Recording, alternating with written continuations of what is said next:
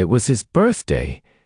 The moment he woke up, the door to their bedroom was kicked open. His wife grabbed a handful of his hair. "You thought you could run with our daughter?"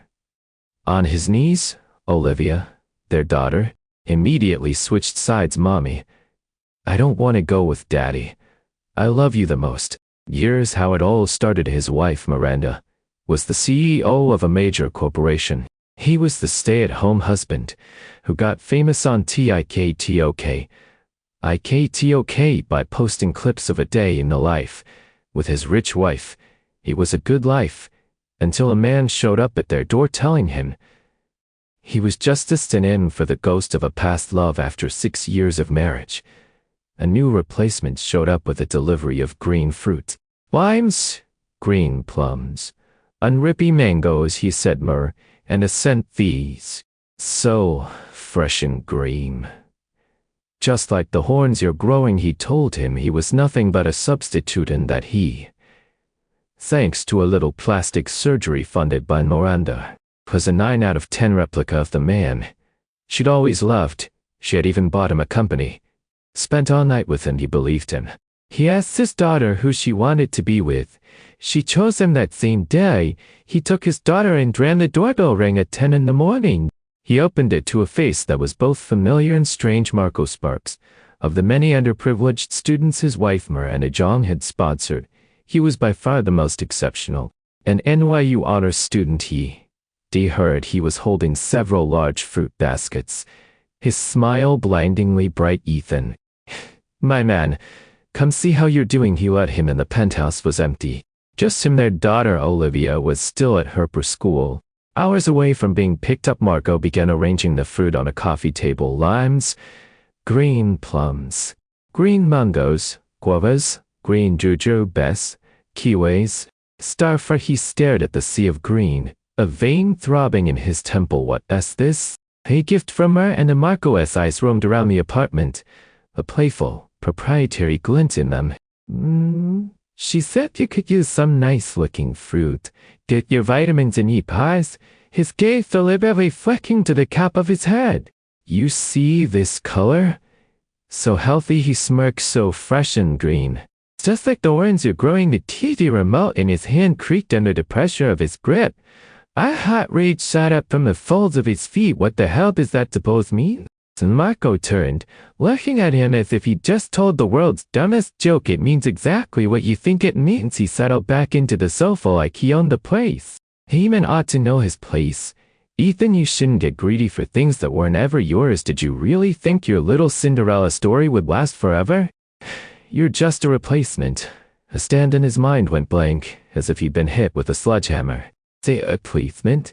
Yep. Marco stood up and walked over to him. He pointed to his own eyes, then at his. "Go look in a mirror. See any similarities between us?" He shook his head. "We look nothing alike." He let out a derisive laugh. "Wow, you really don't get it, do you? Haven't you noticed that your eyes are 90% a match with mine?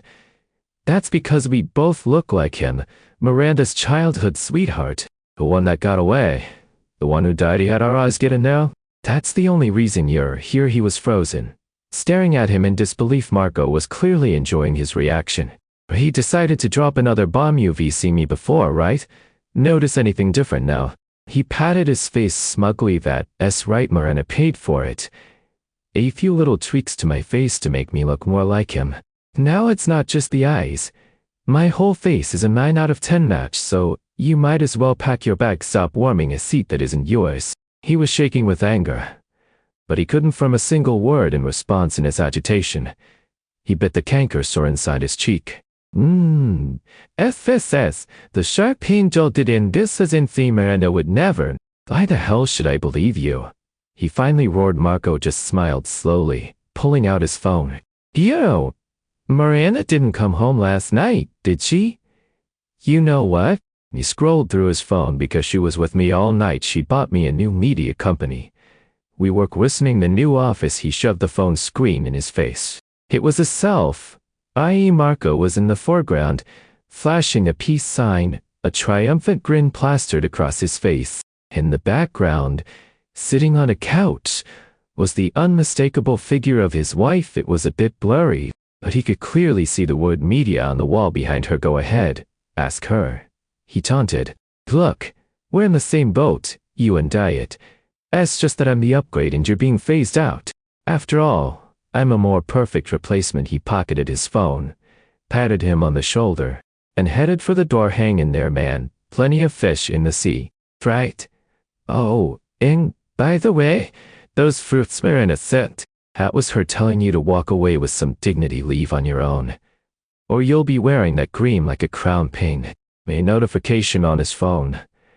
A message from Marco. He'd sent him the same picture he'd just shown him, the one of him and Miranda.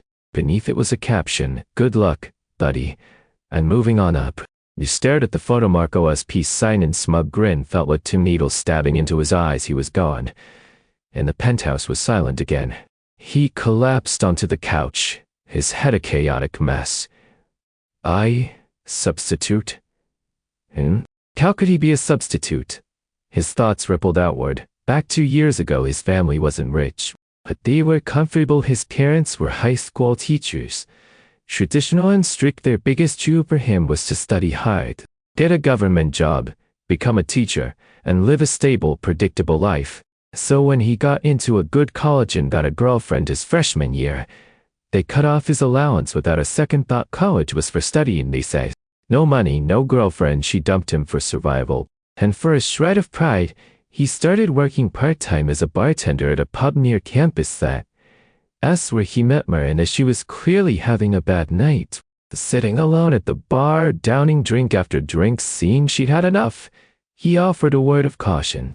She grabbed his wrist, her inhibitions gone with the alcohol. Hey there, college boy, she said, her eyes sparkling with a mix of drunkenness and mischief. What do you go to school? Want to hang with me? I could take care of you, be my sugar baby. She was audacious, her fingers tracing light circles on his palm. He was a sheltered kid. He'd never encountered anything like it. His face turned crimson. Luckily, her best friend, Jita Ming, showed up just in time to drag her home. The next day, she called in. Her voice was soft and apologetic. He insisted on taking him to dinner to make up for it. He tried to refuse, but she was persistent. A completely different person from the night before he went, his heart pounding over dinner. They discovered they went to the same university. He was a sophomore. She was a senior about to graduate. She didn't have to worry about her future like the rest of them. Her father's company was waiting for her. She could show up to class or work whenever she pleased. He remembered thinking the gap between some people was wider than the gap between humans and dogs. After that, she became a regular fixture on campus, eating with him in the dining hall, strolling through the quad.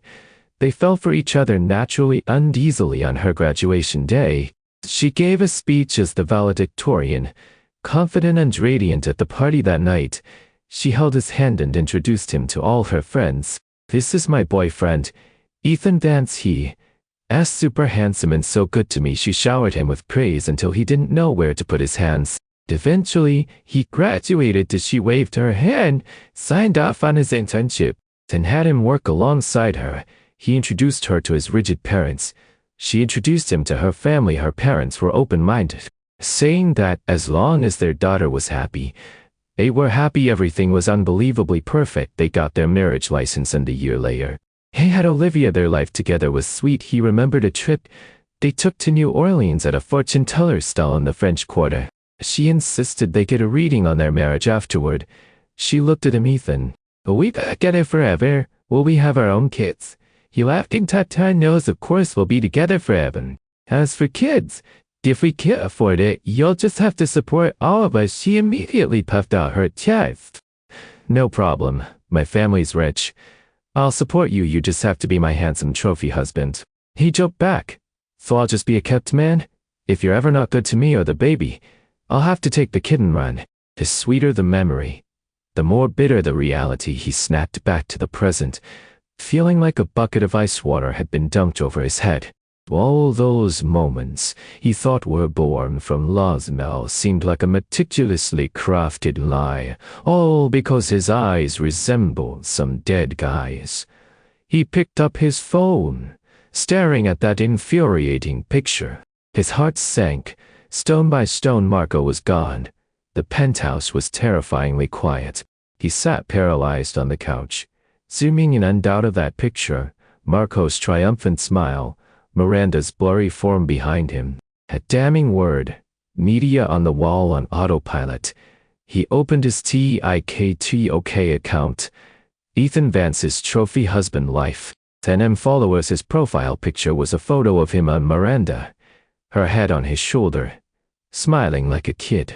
His latest video, posted 2 days ago, showed him in the kitchen preparing a fancy wellness tonic for her. The caption read, "Wifey's working hard, so hubby's got to keep her healthy." Tens of thousands of comments flooded in.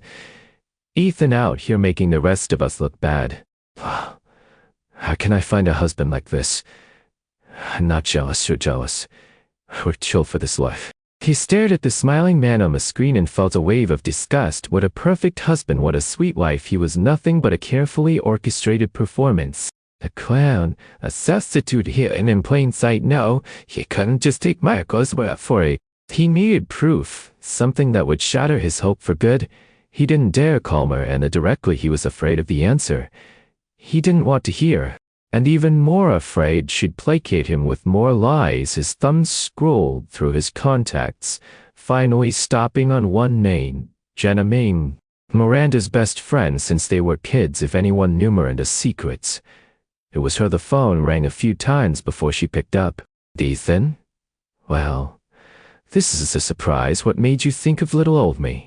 Jenna's cheerful voice came through the speaker. He forced his voice to sound casual. Hey, just checking in.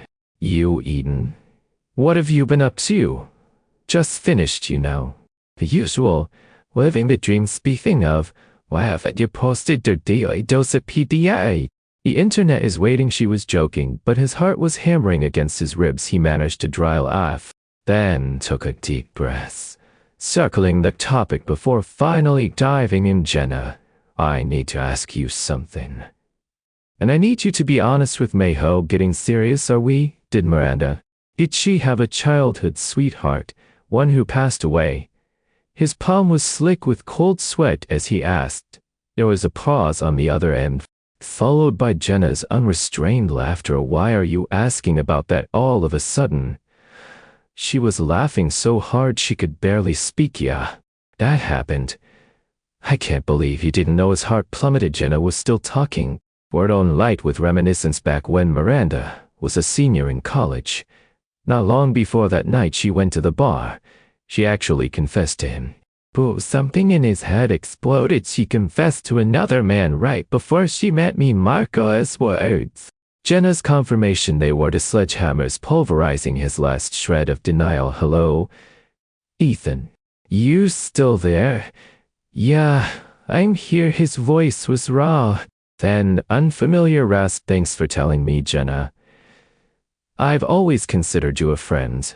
He hung up before she could say anything else. As he did, he thought he heard her utter, "Weirdo."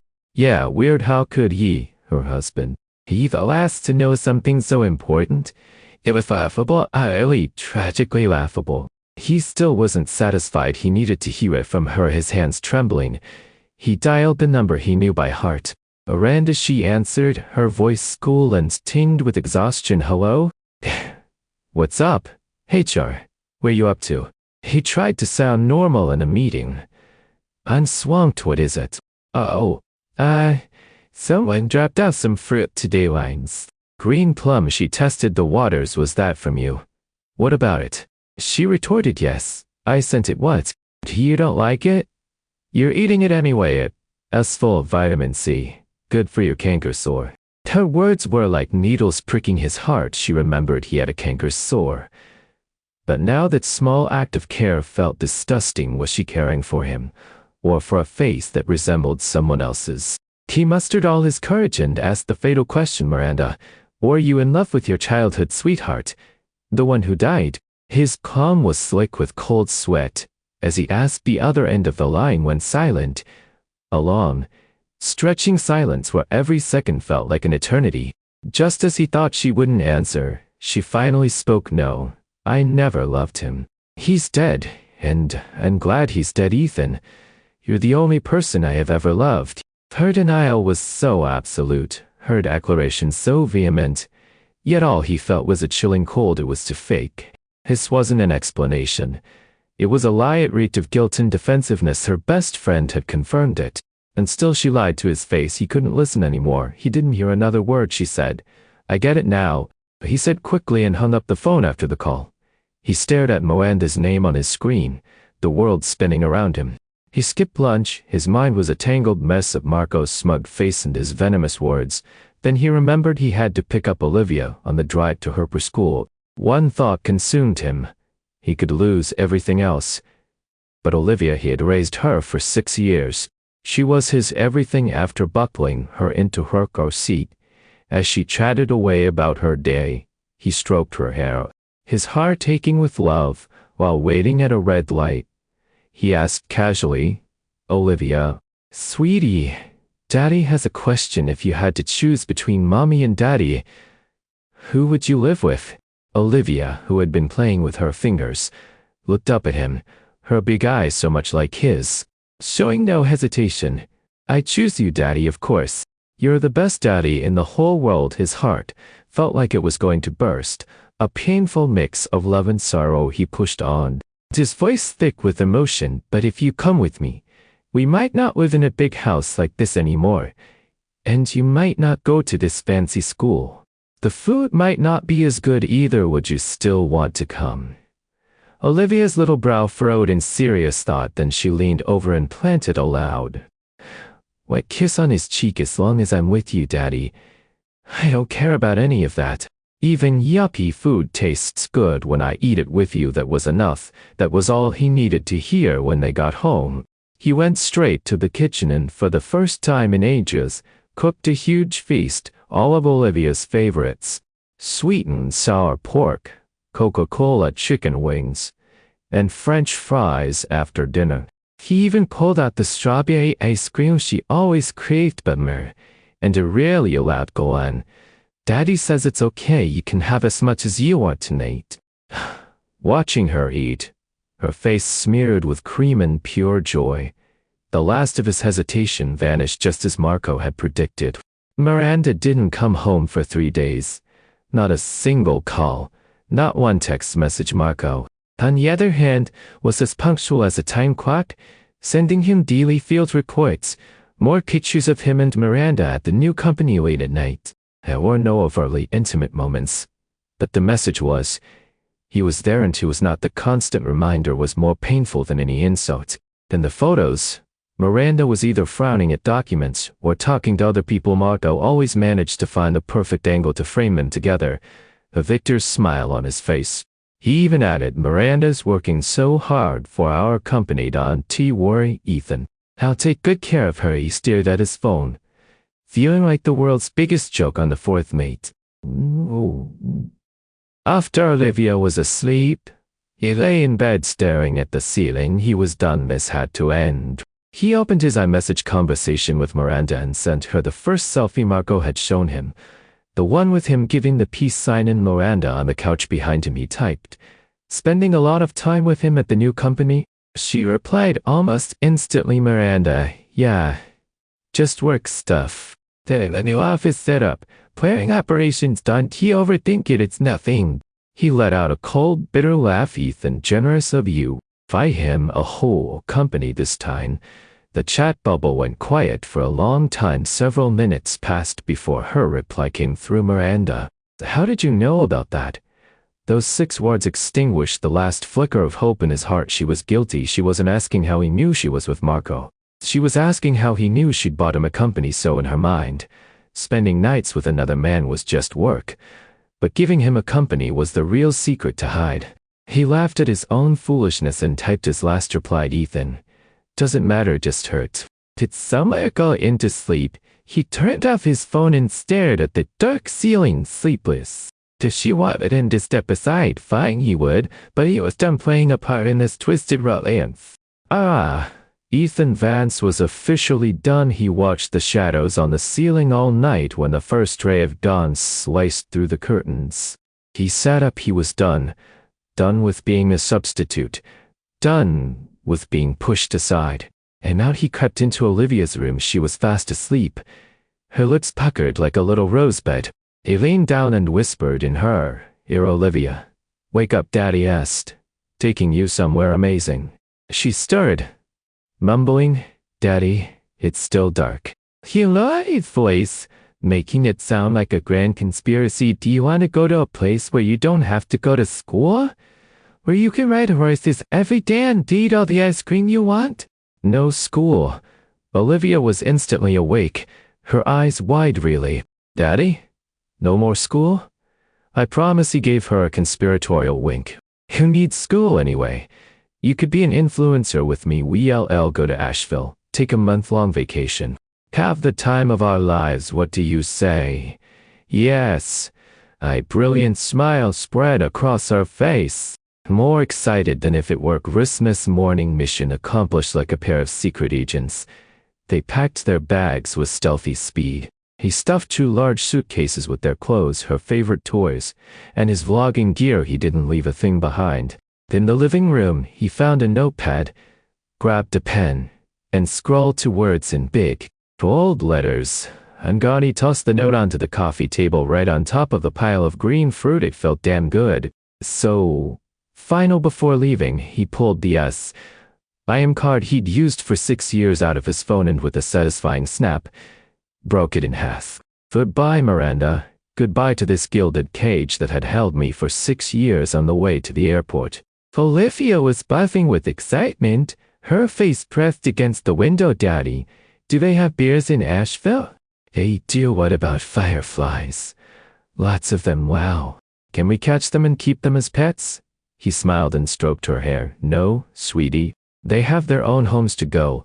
Just like me, it was time to find a home that belonged to just him and Olivia. He booked 2 first-class tickets on the next flight to Asheville. It was the last time he would ever use Miranda's money. As the plane took off, the force pushed him back into his seat. He looked out the window at the shrinking city below. He felt no attachment, only an overwhelming sense of relief. It was like a vacation from his own life. A little over 2 hours later, they landed at Asheville Regional Airport. The air that greeted them was humid and fragrant with the smell of pine and damp earth.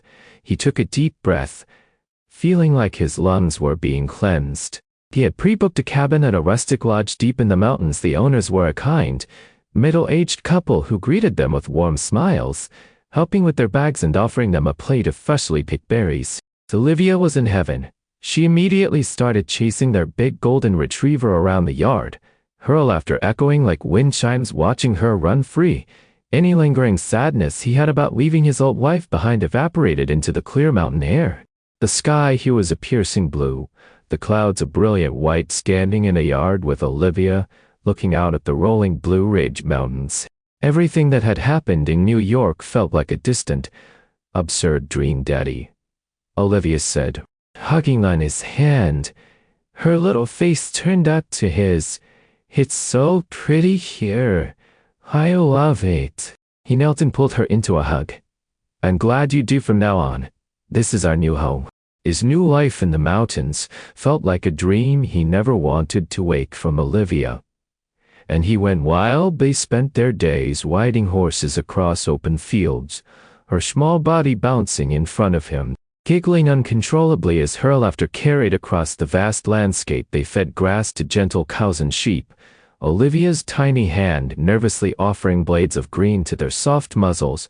All the frustration and bitterness he had accumulated in that gilded cage in New York were washed away by the blue skies and fresh air. He thought this peace would last forever, but he had no idea that while Olivia and he were soaking up their newfound freedom, a storm was brewing thousands of miles away. And at the center of that storm was the wife he had left behind. It started 2 days after they left. Olivia's preschool teacher, Miss Jones, noticed she had been absent for 2 consecutive days. This was highly unusual for Olivia Jong, who was never late and never missed a day first. She called his number. The line was dead. "The number you have dialed is no longer in service, Miss Jones."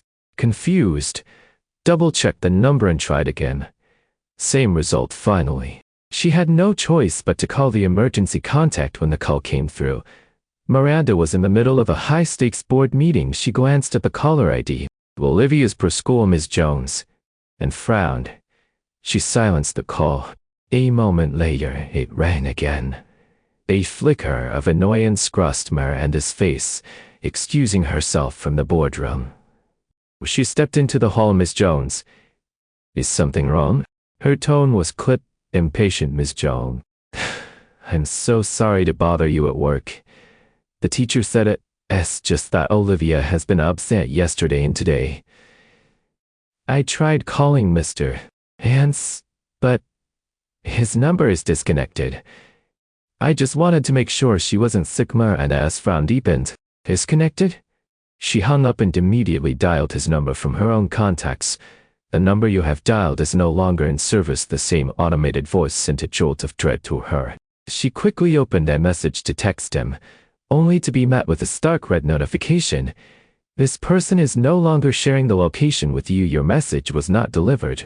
The color rained from Miranda's face. She forgot the meeting, forgot everything. She grabbed her keys and bolted from the office. Her heels clacking frantically on the marble floor, she sped home. A terrible premonition growing with every mile. The door to the penthouse was unlocked. She pushed it open to a seat of profound silence. Ethan? Olivia? Her voice echoed in the empty space. She raced upstairs. First to Olivia's room. It was neat, but many of Olivia's most cherished toys and clothes were gone. Her heart sank. She stumbled into their master bedroom and the walk-in closet. His side was empty. It wasn't just a few outfits. Most of his clothes were gone, and the two large suitcases they kept in storage had vanished. Gone. They were gone. The words slammed into Miranda's chest. She staggered backward, leaning against the door frame, her mind a complete blank. She walked downstairs in a daze, her eyes scanning the living room. Finally, her gaze landed on the note he'd left on the coffee table. The note was sitting right on top of the pile of green fruit she had sent over. She walked towards it, her hand trembling as she picked up the piece of paper. On it were the two words he had scrawled in angry, defiant letters. I'm gone. In that instant, all the worry, confusion, and fear coalesced in her chest and exploded into a volcano of pure rage. Her knuckles turned white as she crumpled the heartless note in her fist. Ethan Vance. A roar ripped from her throat, laced with the tremors. He didn't recognize herself. You think your little influencer career has gone to your head? You dare take the kid and run stunt on me? You better hide well, she seethed, every word squeezed from between clenched teeth. Because when I find you, I swear if I don't lock you up and make you kneel on a bed of Legos. My name isn't Miranda Jong. His life in Asheville was so idyllic it felt like a movie. Deep down, he was a creator. He couldn't just let a 10 million follower account go to waste. More importantly, he wanted to document this new chapter for him and Olivia, so he set up his camera. The lens captured the impossibly blue sky and the endless green field. She filmed them riding horses. Olivia perched in front of him, her small body bouncing with the rhythm of the horse, her hands flailing with joy as her laughter echoed across the landscape. He recorded them by the campfire in their lodge's yard. Getting ready for a cookout, he was clumsy with the fire, getting smoke in his eyes until they teared up, while Olivia laughed so hard she doubled over. This was a world away from his old content before. He was the rich wife's personal chef, a man whose entire world revolved around a kitchen and Miranda. Now, the man on camera was Olivia's father, a free man, a real person. He edited the footage together, setting it to a light, folksy acoustic track. The video opened with Olivia's joyful, smiling face. It ended with the two of them sitting side by side on a grassy hill, watching the sunset. By the time he finished, night had fallen. The grill was hot, and the sound of sizzling skeweries filled the air. He cracked open a beer for himself and poured Olivia a glass of milk. Hey Olivia, he said, taking a long, satisfying sip. Tomorrow is Daddy's birthday. You going to give me a present? Olivia was halfway through a chicken skewer, her face a mess. She tilted her head, thinking hard. But I don't have any money. He teased her. No money, no present. And if I don't get a present, Daddy's going to be very sad. Her eyes darted around before she leaned in and planted a big, greasy kiss on his cheek. There, my kiss is your present. The smoky, savory feeling spread across his face. He pretended to wipe it off with a frown. It's all greasy. I don't like this present inside. He was beaming. This was better than any expensive gift Marina had ever given him. Olivia saw his disgusted look and pouted. Well, that's the only one you're getting. He burst out laughing, pulling her into a hug and kissing her forehead after their barbecue. He lounged in a chair, phone in hand, and reviewed the video one last time. It was good. He gave it a title, Leaving the Past Behind, Starting a New Life with My Little Girl, without a second thought. He hit upload. As a major influencer, his videos always blew up instantly, but he didn't pay attention to the stats. He tossed his phone aside and started catching fireflies with Olivia. He had no idea that while they were chasing bugs in the dark, his video was causing an explosion online. The comments section went insane. Wow, did Ethan get a divorce? That title, I thought it's drama, Leaving the Past Behind. Is he leaving his rich wife? Finally, Ethan's standing up for himself. Real man. Can we just talk about how beautiful this place is? Drop the location, bro. And of course, among the thousands of comments was one very special viewer, Miles O'Waymer. And Jong saw the video. She was one of his followers. And the second the notification popped up, she clicked on it. When she saw Olivia's ecstatic face and his expression of pure, unburdened relief, her fingers tightened around her phone. She paused, zoomed in, replayed. She analyzed every frame like a detective. Finally, her eyes locked on a one shot. It was him and Olivia in front of a lodge. In the background were a distinctive bamboo fence and a uniquely shaped stone mill. She immediately opened her laptop and typed a few keywords into the Google search bar. Asheville rustic lodge, bamboo fence, stone mill. Image after image appeared. She scrolled patiently. Suddenly, her pupils contracted. A promotional photo for a mountain lodge featured the exact same bamboo fence and stone mill from his video. She clicked the image. Below, it was the name and address of a lodge. Found you. A slow, dangerous smile spread across Miranda's face. Olivia and he were exhausted. They slept soundly and he dreamt of nothing. The morning sun of the Appalachians filtered through the curtains, warming his face. He rolled over, feeling a small, warm body wiggling next to him. It was Olivia. Her little arm draped across his chest. Her face flushed with sleep. He smiled, his heart full.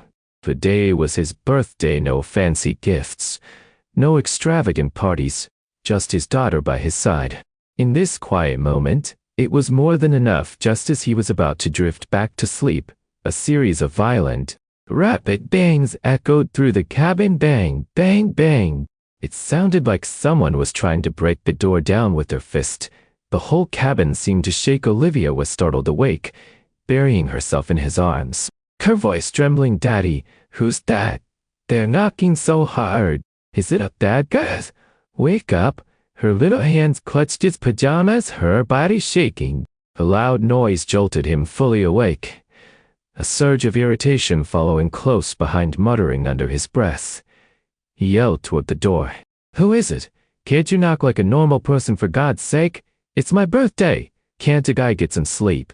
His words had barely left his mouth when a deafening crack split the air. The sturdy-looking wooden door was kicked clean off its hinges. Splinters flew as harsh morning light flooded the room. A familiar silhouette stood framed in the doorway, radiating a terrifying aura of rage, a goddess of vengeance. Before he could even sit up or process what was happening, the figure moved. She crossed the room in a few long strides. He felt a searing pain in his scalp as a powerful hand grabbed his hair, yanking him out of bed and onto his knees on the floor. A bone-deep chill spread through him as he finally saw her face.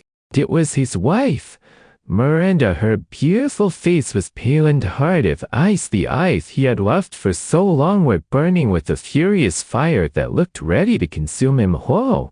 She loomed over him, her voice a low, commanding snarl. On your knees. Faced with her absolute, terrifying fury. His brain shut down his body, however, knew exactly what to do. His knees buckled and he instinctively straightened his posture on the floor. Words tumbled out of his mouth before he could stop them. Honey, I'm sorry you race. Caring Olivia, calm down. Just calm down. His own voice was trembling. I'm scaring her? Miranda laughed. A sound colder than a winter frost. You, Ray, the one who kidnapped our daughter, and you have the nerve to tell me I'm scaring her? If I hadn't come, I wouldn't have a daughter anymore. Her voice shot up sharp with rage. I carried that child for 9 months. And you monster, you just stole her away. Her voice was high and trembling with rage. I carried that child for 9 months. And you monster, you just stole her away. I didn't steal her, he mumbled. His voice weakened, hoarse against hurt. I read Olivia said she wanted to come with me. She didn't want to be with you. Before he could finish his sentence, the little traitor on the bed who had been cowering behind him just moments before made her move. Olivia peeked out from under the covers, her wide eyes darting from him to the furious Miranda. At the door, in the span of a single second, her expression shifted from terror to pure, unadulterated joy. Mommy, she shot up, scrambling across the bed and launching herself toward Miranda. Her little arms outstretched. Mommy, I'll go with you. Don't listen to Daddy. They love you the most, Est. Her voice was loud, her words clear and filled with a heartfelt sincerity that was almost theatrical. He was floored. He stared in shock at his own daughter. The same one who just days ago had sworn she would be happy anywhere as long as she was with him now. She was clinging to Miranda's leg like a loyal Praetorian guard. His mouth hung open. That no sound came out. His heart felt like it had been stabbed by his own child. It was infuriating and, he had to admit, a little hilarious. The icy mask on Miranda's face cracked, replaced by a look of triumphant satisfaction. She bent down, scooping Olivia into her arms and kissing her cheek. My good girl, Mina, cradling their daughter. She shot him a look of utter contempt, and like some other people I know, his face burned with shame. And finally released his hair. Her voice still dripping with ice. Get up, Ray, leaving like a prisoner granted a pardon. He scrambled to his feet, feeling like a defeated rooster leaving. Was she hauling him back to New York for a trial? It made sense after a stunt like this. He probably deserved it. He rubbed his numb knees. Stammering Miranda, okay, just give me a minute to pack. It won't take long. He couldn't just leave all their new clothes here. Miranda, holding Olivia, looked at him as if he just suggested they fly to the moon. Pack what? Are you an idiot? She snapped. Do you want to get your ass kicked again? If we pack up now, we're going to sleep tonight. He froze, his hands hovering over a suitcase. What did she mean? He ventured cautiously. We're not going back. Miranda rolled her eyes, a look he knew all too well, 7 parts annoyance, 3 parts disbelief. No, we're not going back. Did you forget what day it is? It's your birthday. Do you want to spend it on a plea?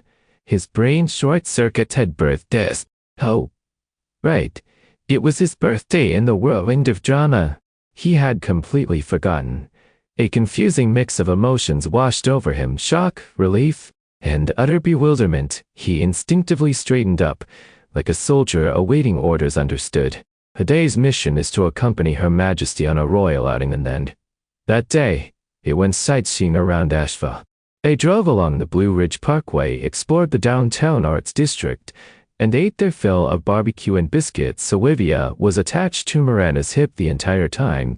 Like a triumphant little general, every so often, she'd look back at him and make a face, her expression clearly saying, "Do you lose, Daddy?" He followed them like a zombie, his mind entangled in a knot of confusion. That evening, back at the cabin, Olivia was so exhausted she passed out the second her head hit the pillow. The room fell silent, leaving just him and Miranda. The atmosphere was thick with unspoken words. Miranda sat in a chair by the bed, the daytime warrior persona gone.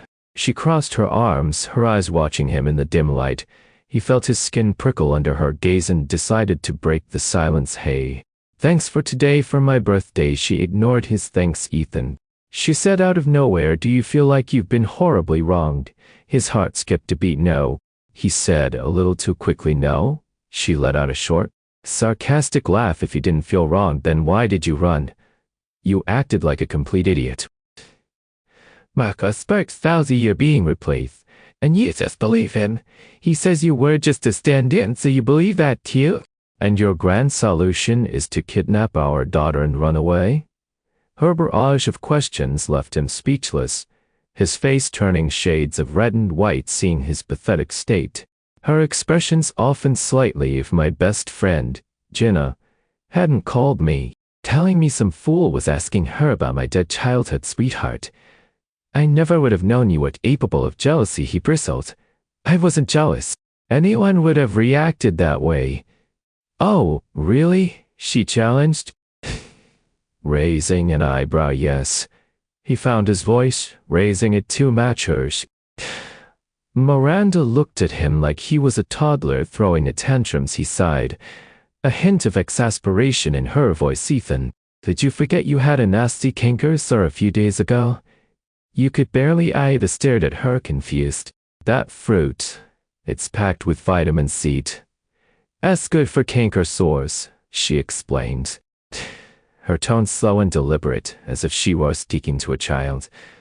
"I sent it to help you feel better." "What kind of twisted fantasies were you cooking up in that head of yours?" Just brain went completely blank. "So that's what it was." His mouth opened, but no words came out. His face was on fire, as if he'd just been slapped.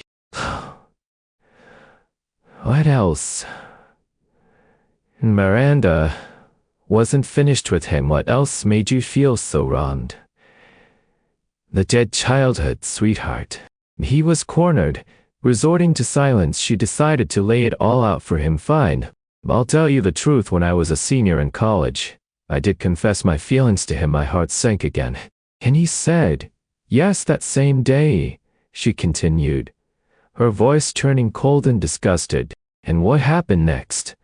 That same night, he took his flashy sports car and some girl I'd never seen before out for a joyride. They crashed. Both of them died on the scene." He looked up, stunned, staring at her in disbelief. "So when I told you I was glad he was dead, you thought I was lying?"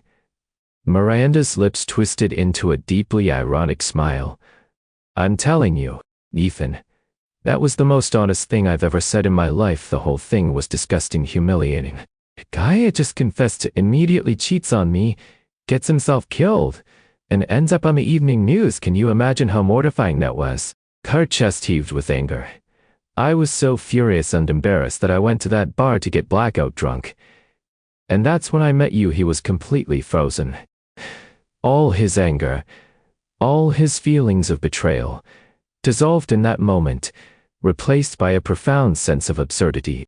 He wasn't a substitute for some sainted memory. He was just the lucky guy she happened to meet right after a jerk spectacularly removed himself from her life. The truth about the one that got away was like a bomb detonating in his brain, obliterating all his previous feelings of righteous indignation. He still had questions. What about the company? And Marco? And those pictures he sent me? The company? Miranda raised an eyebrow, looking at him as if he were the dumbest man on the planet. She paused, choosing her words carefully before dropping an even bigger bomb. "That company is yours, mine?" His brain busted. He was sure he was hallucinating from lack of sleep. "What do you mean, mine?" "It's your birthday present," Miranda said as if it were the most obvious thing in the world. "You're a 10 million follower influencer, aren't you? I figured you couldn't just be a stay-at-home husband forever. I thought I'd give you a media company, let you be your own boss, and help you grow your brand. Isn't that a good thing?" His jaw was on the floor. He couldn't speak. "A whole company is a gift because he was a tit ogre." The logic was both insane and incredibly extravagant, but it sent a wave of warmth through the coldest, most cynical part of his heart. Seeing his stunned silence, Miranda continued, "As for Marco, he's an NYU graduate. As his field, the company is brand new. And I don't know the first thing about running a media startup, so I hired him as a consultant to help get things off the ground. Yes, while we were working late, it was all business. Then the pictures. He pressed, still not quite ready to let it go, the pictures. Miranda scoffed, her voice filled with disdain. He took those himself, sneak shots. Weird angles to frame us together at first. I just thought he was a clout chaser. But then it got weird. So, I started ignoring him. I had no idea he was bold enough to use that garbage to manipulate you. She paused, her eyes turning easy. He must have dug up that story about my idiot ex-crush from somewhere and decided to get plastic surgery to look like him. He thought he could use that face to get close to me and hit the jackpot. The man is desperate. All the pieces clicked into place. Marco's arrival, the green fruit, the damning photos, his elaborate story about being his replacement. From beginning to end, it was all a pathetic one-man show, a desperate scam to climb the social ladder. And he was the gullible fool he had played for a fiddle. His face burned with shame. He wanted the earth to swallow him whole. So how'd you find me? He asked, his voice barely a whisper. The TikTok you posted, you moron, Miranda said, giving him an exasperated look. Did you think I don't follow you? I watch every single one of your videos. The second I saw that bamboo fence in the stone mill, I just Googled at your lodge, was the first result. Of course, his grand escape, which he thought was so clever, was in her eyes just a childish tantrum, or he had left a trail of digital breadcrumbs. The betrayal and deception he had imagined were in reality a surprise she had been planning out of love. He looked at her, at the dark circles under her eyes from the frantic overnight journey, and his heart felt like it was overflowing. He wasn't a substitute. He never was. She was the one she cherished, the one she secretly watched over, the one she would spend a fortune on. Without a second thought, she looked at him, the mischievous glint in her eyes, though it was undercut by a dangerous chill. You know, Marco did give me a good idea. An idea for what? He asked. That places like psychiatric hospitals exist for a reason. Her mention of a psychiatric hospital sent a wave of cold dread through him. The anger he'd felt at being deceived was instantly replaced by a new, chilling fear. He swallowed hard. That's not going to get out and come after me, is he?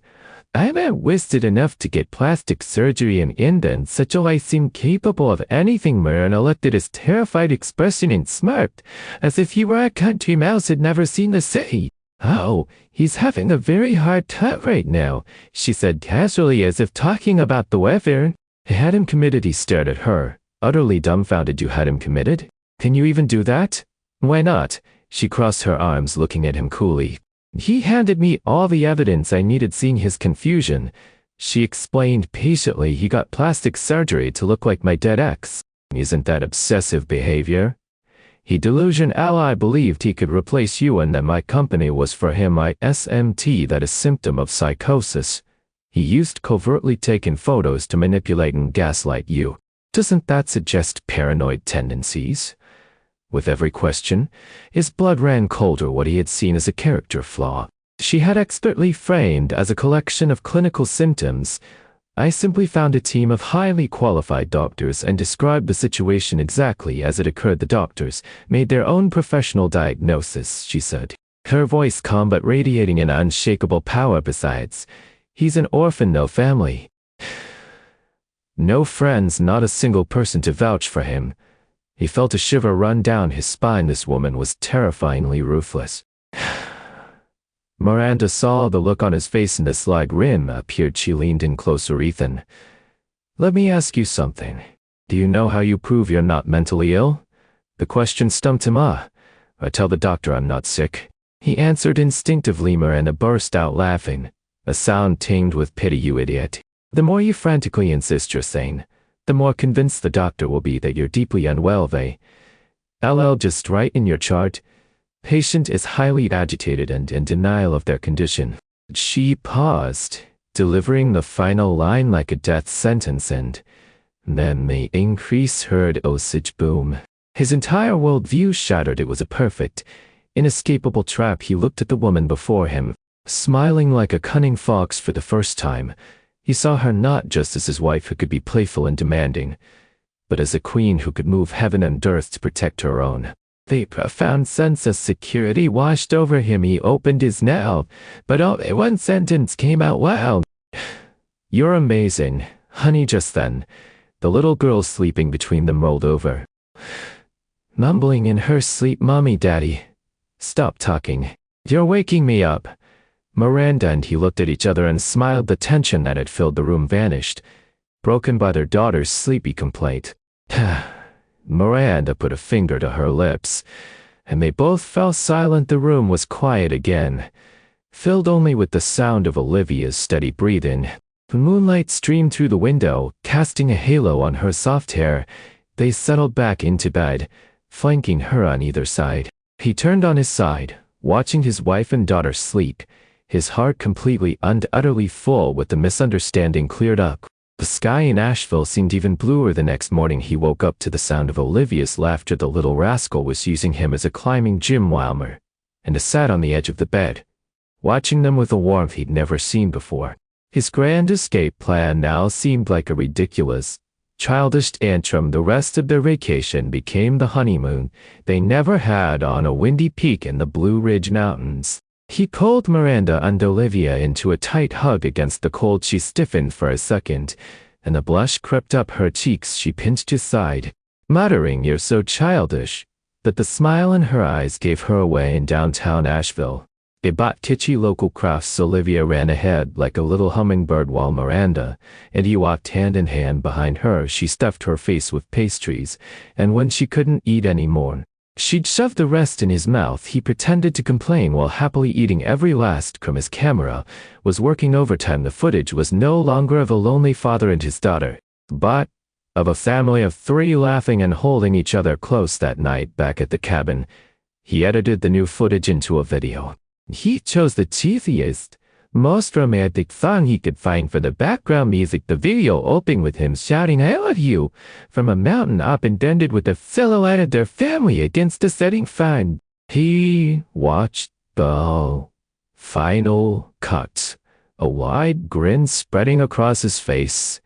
He gave it the most obnoxious title he could think of: "Captured and Brought to Justice. Turns out my wife is madly in love with me." The moment he hit upload, he could already imagine the chaos in the comments. As expected, his account exploded within half an hour. "WTF? This plot twist is better than most movies. One minute he's running for his life, the next he's begging for forgiveness. OMG, you guys. I thought Ethan was finally having his rebellious Sarah, but he just found a new location for his PDA. I can't. This is too cute. Am I the only one who saw the way Miranda looks at him? That is pure adoration. Case closed. This isn't a substitute story. It's a true love story. His father got jumped by another million overnight, reading the endless stream of LOL and dying from the sweetness comments. The last of his bruised ego healed completely. He was vindicated. The vacation ended, and their family of three boarded a flight back to New York. He had left in despair. He was returning with his daughter's hand in his left and his wife's in his right, his heart full. When they landed, Miranda didn't take them home. The driver took them to a sleek, brand new office building in Midtown. Right here," she said, nodding at him. A proud glint in her eye. He followed her into the lobby. The company name was displayed in large gold letters on the wall behind the reception desk. It was the same media company from Marco's photos, the one that had sent him into a spiral of despair from today on. "This is all yours." Miranda pressed a keycard into his hand. Her voice was casual, but it felt like a boulder had just been dropped into his world. She led him to the largest corner office. A plaque on the door read, "Ethan Vance, CEO." He stared at the two words, feeling like he was dreaming. From the trophy husband living off his wife to CEO of his own company, the transition was dizzying, surreal. He pushed the door open. The office was spacious and bright, with floor-to-ceiling windows overlooking the bustling heart of Manhattan. Anna came up behind him, wrapping her arms around his waist and resting her chin on his shoulder. "Mr. CEO," she whispered, her breath warm against his ear, her voice laced with that familiar mischievous tone. "You, Ray, going to be surrounded by beautiful, talented female influencers now. You Deed better behave yourself. Staring at the CEO plaque on his office door, he still felt like he was floating. This birthday present from Miranda was almost too much to handle when he stepped into the main workspace. He was met with a whirlwind of activity. The office was filled with young, ambitious, and stunningly beautiful people. Leggy models, sharp-witted comedians, quirky gamers, influencers of every stripe were busy in their studios, smiling for cameras or excitedly brainstorming their next viral hit. And now he, a man who got his start by piggybacking on his wife's fame, was their boss. Luckily, if he had one skill, it was being approachable that, combined with his 10 million follower account, earned him some instant credibility. Within a few days, he was on a first-name basis with everyone. Ethan, can you look at the script? I feel like it's missing something, Mr. Vance. My live stream views are down. Do you think I should try a different angle? He happily dove in, discussing content, cracking jokes, and sharing his influencer experience. Soon, Mr. Vance was replaced entirely by Ethan. Just as he was starting to enjoy his newfound status, a familiar figure appeared ghost-like in his doorway. Well, Mr. C, all looking pretty important there. Jenna Ming was leaning against the door frame. Time's craft, a knowing smirk on her face. His heart sank. What are you doing here? Me? She sauntered in on her high heels, making herself at home on his expensive leather couch. Miranda sent me. She was worried you couldn't handle things on your own, so she made me your executive assistant. She paused, winked, then lowered her voice. Basically, I'm her spy, get it? Oh, he got it all too well. His brief period of freedom was officially over. Jenna was a 21st high-definition surveillance system installed in his life if he chatted with a new influencer for 2 minutes too long. A text former, and it would pop up within 5. How's the new hire's performance? Does she really require so much one-on-one training from the CEO? During a meeting, if his gaze lingered for half a second too long on a streamer in a short skirt, he'd come home to find a keyboard placed ominously in the center of the living room floor. Honey, I'm so sorry. My mind just wandered for a second, he pleaded, expertly dropping to his knees.